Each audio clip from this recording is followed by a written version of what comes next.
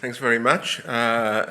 This is a paper with my two presently human co-authors, Ajay Agrawal and Alfred Goldfarb.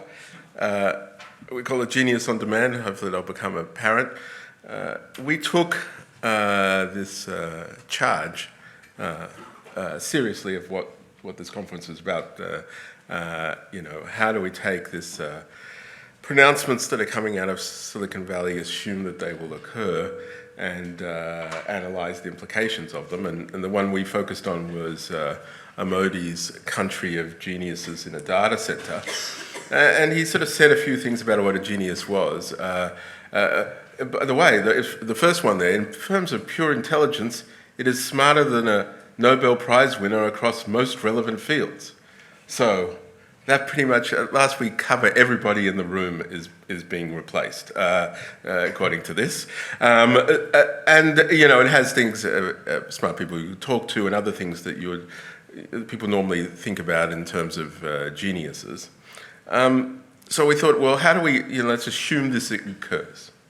Assume this occurs. What is its impact on some aspect of the economy? And we chose knowledge work.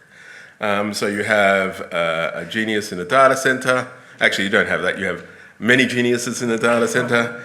And the question is, the question that Ajay and Avi and I wondered is, what are we going to do with these geniuses? People take it for granted that geniuses have,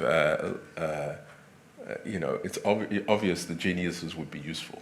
But you have to sort of think about, and they might be useful eventually, but there'll be constraints. And so we're interested in this idea that we might get the country of geniuses before we actually know what to do with them. And so given that, how might we forecast what is going to happen with those sorts of very basic toolkit of economics, short run and long run? Short run stuff is fixed, long run stuff is flexible. And so route first to sort of do this would be to take an empirical route. So you would look today, because we have human geniuses, as Erik noted, and we can look what happens to the organizations that have, they don't have millions of geniuses, but hundreds of geniuses, and look at how just wondrously efficient and dynamic they all are in organization.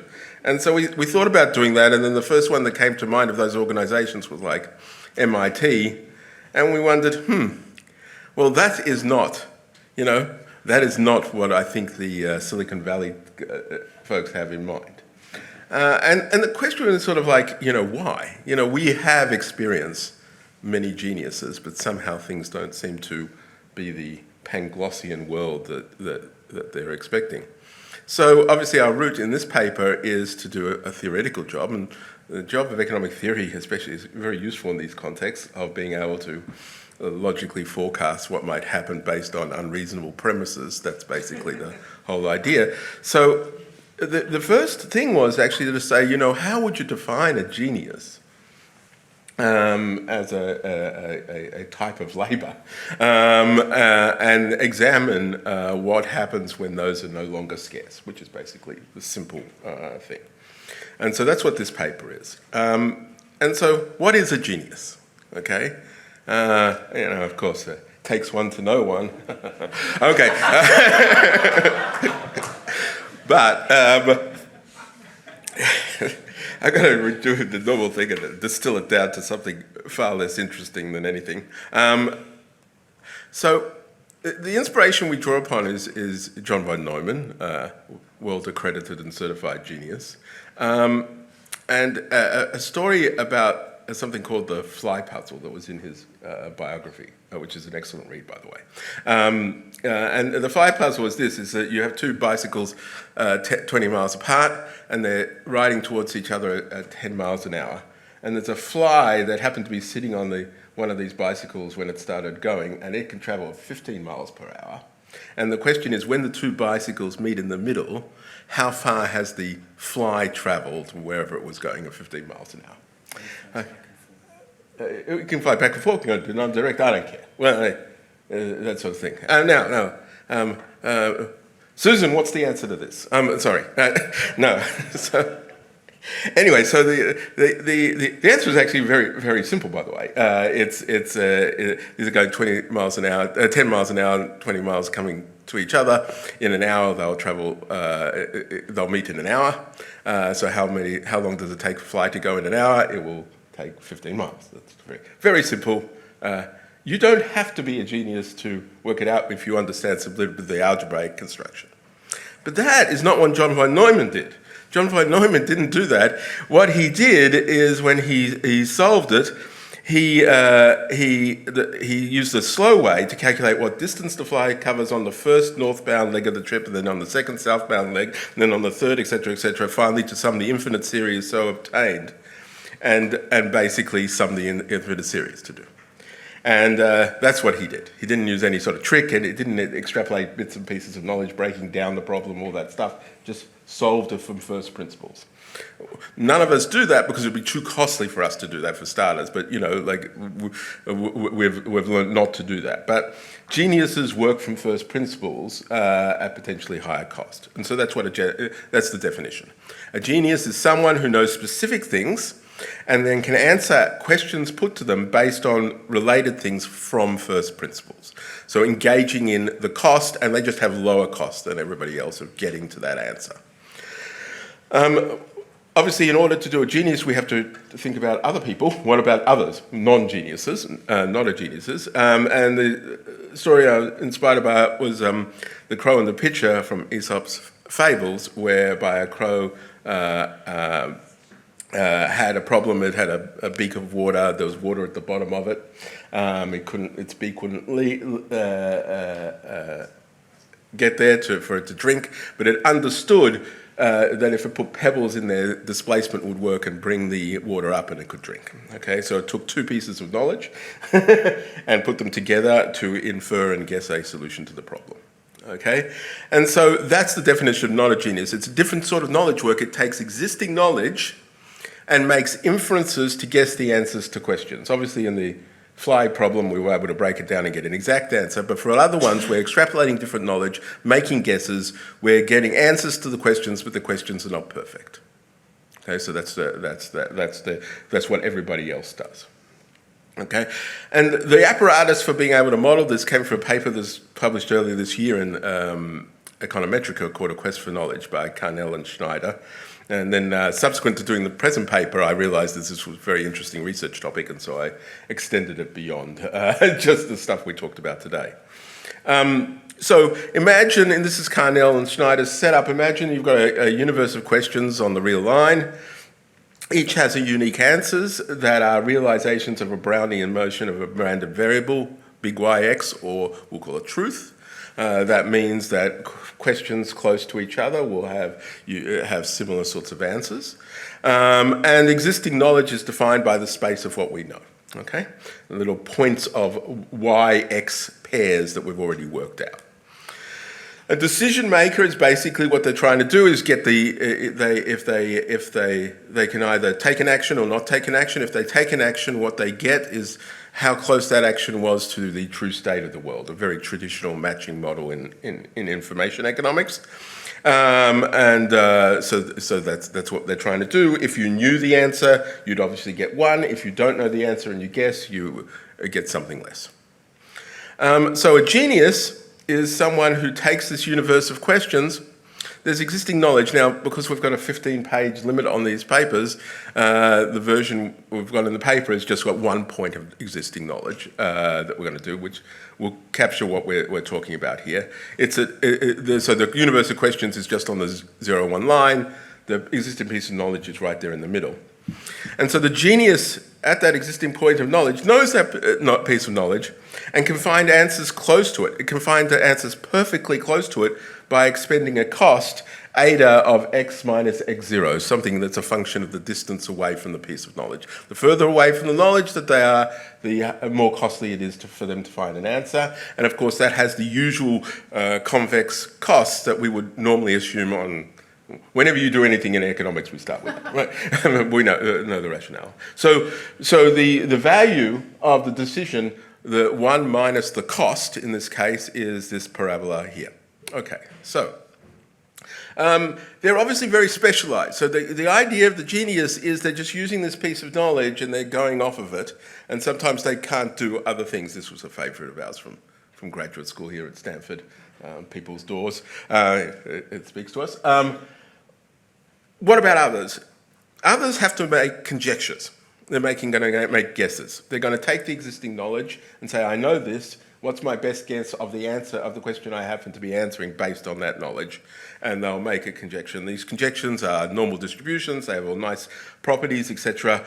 And basically, to jump to the important part, is that the routine workers, not geniuses, will be making these guesses, and if they think they can make an educated guess, they'll take an action, and if they take an action, they get 1 minus the absolute error, or like the mean squared error in this case, related to the variance of the Brownian motion.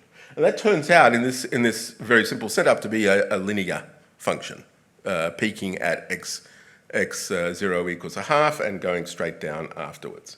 So the closer you are to your existing knowledge, the better your answers are, the better your guesses are. If you're too far away, it's not worth guessing at all. Okay?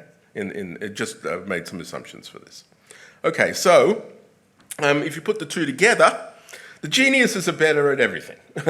If you have a genius, use a genius is the answer here. The genius will have a question answered, and the geniuses and the routine workers are different by assumptions that led to different curvature assumptions on these value functions, and they just pop out of the model. Okay. Now, obviously, you can do some playing around with some of these. If your genius was more specialized, it might cross over at certain points, and Louise had some thoughts about that. I'll leave it to him. But what we want to do is we want to think about, well, now what? So imagine that you've got an organization, and there's a manager for the organization, a human agent, it doesn't really matter. Their role is to get questions in and say, do I need Dr. Smarty Pants to do this, or can I give this to somebody else, right? And so, and they don't know that, they know from the space of questions how far it is from the existing part of knowledge and things like that. They don't, and so they establish a routing rule for that. If it's this sort of question, go to the genius. If this sort of question, go to the routine person. And of course, they understand the scarcity of that, so they've optimized that process. So if you they're going to care about the absolute advantage for any given question that comes in. What's the absolute advantage of giving it to a genius or not? It's always better to give it to a genius if you have one, but of course you don't, so you've developed practices to ration. And so the absolute advantage is this sort of function here. In fact, the genius and the routine worker do exactly the same job when you've got a question that we already know the answer to. That makes obvious sense, right? As you go further away, the relative advantage of the genius rises until such time as you can't give it to the routine workers anymore. They're useless. In which case, as you move further aside, the advantage of the genius goes down, so the relative advantage goes down as well. And so if you had a limitation on the supply of geniuses, you just cut across this absolute advantage curve to effectively get our comparative advantage, and you get sort of 3 allocations. All the stuff that's close to existing knowledge you give to the routine workers, even though they're an absolute advantage, not as good as it. And you give the harder problems at the edge to the geniuses, and that's how you allocate your scarce resources. As you alleviate the scarce resources, you increase the amount of geniuses, obviously, and if you change the routing rule. Okay, now, finally, 15 minutes in talk, let's talk about AI. AI genius comes into the thing. An AI genius, just to give us ourselves a fighting chance, works exactly like a human genius, works out the things from first principles, that's the definition, but has a higher cost of doing so. As I said, we're giving us a fighting chance here, but they're all over the place. You have as many of them as you want. Okay. So what happens then, the red line there is the AI genius, but we're going to distinguish between the short run and the long run. We've got pre-AI allocations. In the short run, this is our central point of the paper, is the manager doesn't know yet what to do with the AI. It knows they're a genius, but he does, and they can handle genius problems, but doesn't know what other problems that they can do in a genius-like way. With that sort of knowledge work, they're used to this other thing. So in the short run, the routing rule is fixed. And if the routing rule is fixed, what's going to happen is the AI geniuses are now going to cover all the missed opportunities of the human geniuses because we're still rationing them. And we'll reallocate the human geniuses accordingly within that to even harder problems because they've got lower cost. Okay? In the long run, the managers are going to say, oh, well, now I understand what I've got with this abundant thing, and I'm going to re-optimize. Now, of course, I no longer need the routine workers at all. I already assume that they're not as good as everyone. And so the short-run allocation of geniuses, they're still scarce, so they still do what they were going to do. And then the AI geniuses then move to cover the routine workers. Okay, so that's it. That's the forecast of the future. You can take it there and make your investments accordingly. Now, so what's the point of this? The point of this is okay, if you accept a few things, if the geniuses are these agents who work from first principles, but they're kind of specialized as a result of that. The routine agents, you know, they just, that's why MIT is very good at some things and can't fill out paperwork. That's because we've got specialization, okay? Can't communicate with people, can't wash apparently. So anyway, maybe that's out of date, that horrible stereotype. Okay, routine agents are those who make inferences from existing knowledge points, and managers choose who answers each question, so you've got that fixed in the short run. AI geniuses, boom, explode. Basically, the managers know some things what to do with them. I know they can do the problems that my current geniuses work because they're supposed to be geniuses, but I didn't realize, because I've lost it or I didn't have the ability, to work out what other things that they can do, so it takes some time. So in the short run, the routing rules, the demand use factors are fixed. In the long run, we understand what we want the geniuses to do, so we can change our routing rules. The premise of this paper is basically, of this all happening, is that working from first principles ultimately beats out inference in terms of knowledge work. And so the fundamental thing I think that they're saying with geniuses in data centers, there's something fundamental about first principles relative to guessing. I don't know if that's the case. I put that fly problem to the highest level reasoning model in ChatGPT 5 Pro, and it solved it the inference way. It solved it with chunking it down. It didn't go and do the sum of infinite parts. But I've noticed in other situations that's exactly what it does. And it could have been the nature of that problem already being existing in language, etc. So I kind of think that's interesting. And if that's the case, you know, it is a hard thing to know for us now when we've got questions, whether we need a first principles answer or whether we need, it can be drawn on existing knowledge. Our entire premise of being here in a university and everything else is that existing knowledge, we're producing the existing knowledge. We're producing the existing knowledge. Our bet in the world is that our job is to produce the existing knowledge because that is what people need to use. But if it's the case that it's not that, and it's better for each question to be answered at first principles, what are we doing here? And with that existential angst, I'll end.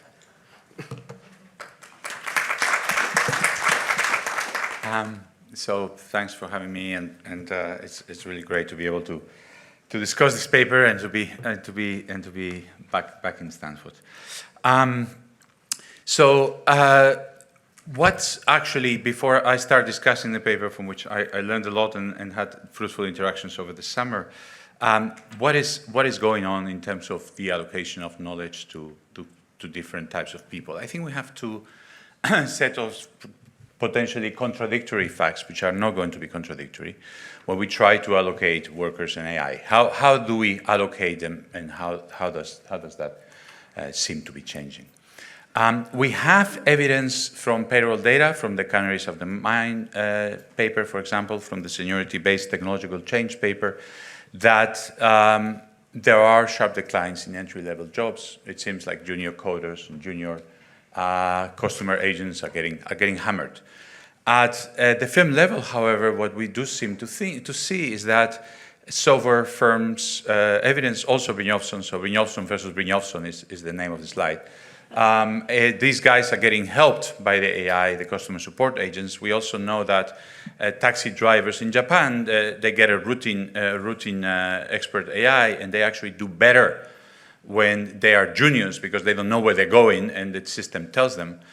We also know it for BCG consultants and for writing for writers. How do we think of that within the context of the paper? Remember, there are two types of workers: the routine workers that have this linear loss function, and the genius who have this quadratic one. And the manager is going to allocate by absolute advantage. So my main comment here, Anton encouraged me to kind of talk about this and offer alternative frameworks. So my main comment here, some of my comments have already taken on in the paper, is this geniuses? Or are we actually thinking about something that is useful but not necessarily genius? And the issue is the quadratic curvature. The quadratic loss means, in a very possibly sensible way, that when you have AI, it's close to a point. The actual loss is pretty small. AI is second order, right? AI close to the knowledge is actually pretty good. Whether humans are actually losing much more dramatically. So when you actually keep, instead of doing this one-off disruption that Josh introduces, when you actually keep the routine workers and keep everybody in the picture, and thanks for Josh for sending me the picture that I needed for this point, what you actually see, and you shouldn't be surprised, is that the AI operates with this quadratic curvature, and I think in a reasonable way, near the existing knowledge, and the routine workers are still staying around, even in the long run. It's a green. There, you can see it in LR in green. They're staying around for the problems that are a little bit further out from the existing knowledge. So I think this tells us something about how the displacement is happening, but I'm not sure if it's about geniuses. I think it's about AI actually having relatively small losses close to its training set, and humans being able to operate further out. Of course, once AI becomes really good, then the humans are blown away. An alternative view is to think of problems of AI as solving a problem of allocating, of replacing tacit knowledge. So let me tell you a little bit about it in the context of a paper by Eden Talamas. Eduard is here.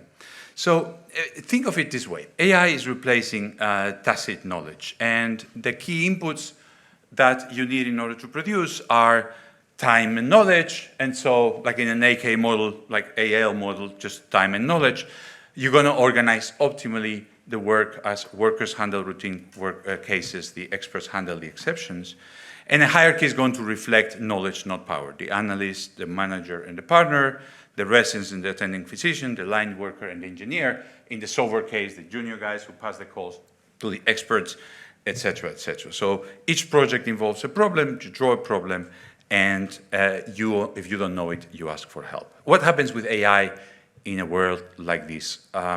So Eden Talamas say, okay, let's suppose that AI is moving in a line and is getting better and better at replacing, at solving a certain set of problems. So as AI advances, we can deploy it to solve problems.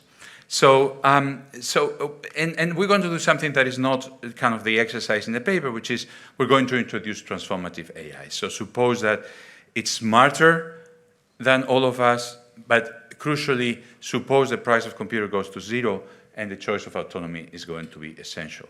So we're going to have two regimes, the baseline of Eden Talamas, and this is going to be the key issue for our discussion of doom and gloom or not doom and gloom. So the key issue is, are opportunities infinite? Once we have AI, is AI scarcer or more abundant than opportunities? If compute is abundant relative to human times, then there is an opportunity because of compute and there is still a role for humans. On the other hand, in the new regime that is not the main experiment in the paper, if compute is really abundant, so we run out of opportunities, then it's going to replace humans. So let me just run through these two experiments. The first experiment, in the left column, you have the Brynjolfsson versus Brynjolfsson stylized facts. So if AI is autonomous and is basic, you're going to get, think about it, it's solving a set of problems, of simple problems. If it's autonomous, if it works on its own, it's going to displace lots of workers, push their salary down because they're competing with the AI, and complement at the same time the seniors. Why? Because the seniors now can use the AI to get more leverage for their knowledge. They can have more problems because AI is solving a share of them. If it's not autonomous, then we have the Brynjolfsson lead type of story, which is there is the novice augmentation. They are using the AI to help themselves solve more problems. On the other hand, if we have an expert AI, if it's not autonomous, we have great compression. AI has to be used by a human. Every human draws a problem, it knows them, solves it, or it doesn't, and asks the oracle, like Enrique likes to say, and AI solves it. Or if it's autonomous, because the number of opportunities is not as high as the number of AI, because computers are abundant relative to humans, but scarce, there's more opportunities always, we're still going to use humans, and we're not going to replace them. So it's going to be similar to the Great Compression, except with less money for the humans and more for the AI. But here's the regime they don't necessarily study, which is the R equals 0. Here, compute is completely abundant. There is compute for everybody. In the autonomous case, we get on steroids. If the AI is basic, we get on steroids the cases that we have had before. Superstar humans that are like, they have super abundant AI, they can leverage themselves. Satya Nadella can have all of these AI workers and he can just kind of lord over it. That's the autonomous case. Or the for free, because this AI supposedly is autonomous, is free. Remember, we're now in the abundant case where it's completely free.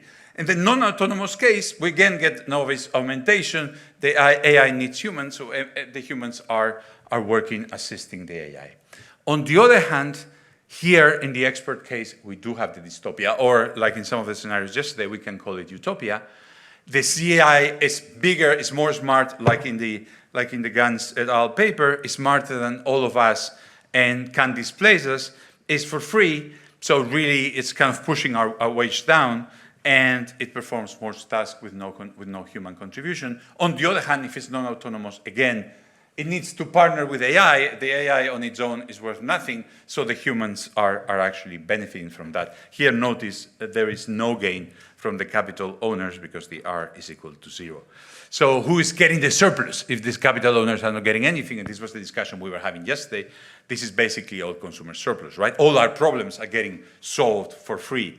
So in that sense, I'm not sure if it's a full dystopia. So what's the takeaway of the two models, how to think about the architecture of knowledge in these two worlds?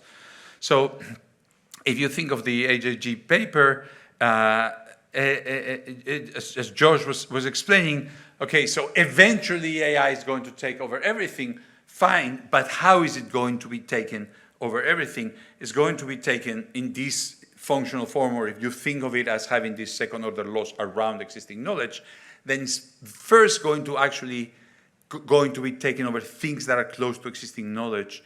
Then the humans are the routine workers are in the outer ring, and then they get pushed out. The hypothalamus kind of world gives us a similar implication, although AI takes over the routine workers first. I was not clear in emphasizing, but when AI gets better, I hope people are clear that the routine worker likes it, because if AI is very good, I am a nurse in Botswana, I couldn't diagnose illnesses, but now I have an AI that allows me, so all these people are getting cured thanks to me using AI. So as AI gets better, it actually does help the routine workers.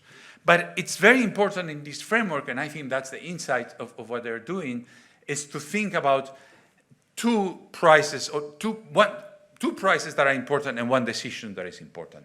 The prices that are important are, of course, the wages and the compute and the price of compute relative to what is the scarcity of compute, how abundant is compute, which is also playing a huge role in the AGG paper, and the choice on whether compute is going to be autonomous or not autonomous. If it's a copilot, we go to the great compression, where basically we all kind of can use this computer to gain output. Thanks very much, Anton. A few seconds over.